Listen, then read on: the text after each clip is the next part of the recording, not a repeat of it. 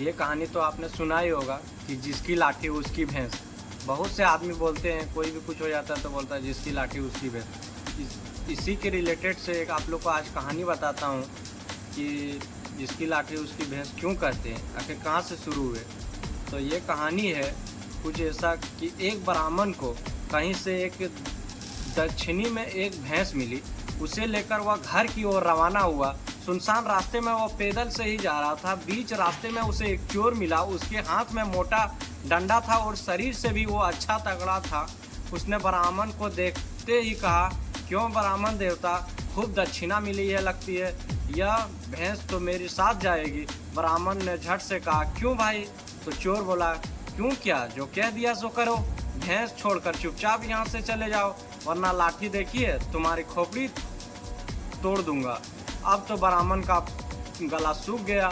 हालांकि शारीरिक बल से वह चोर से कम नहीं था, पर खाली हाथ करे तो क्या करे। विपरीत समय में बुद्धि बल काम आया।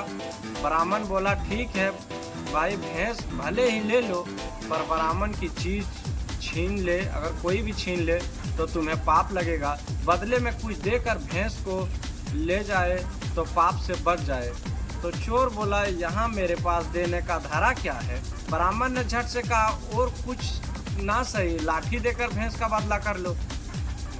चोर ने खुश होकर लाठी ब्राह्मण को पकड़ा दी और भैंस पर दोनों हाथ रख कर खड़ा हो गया।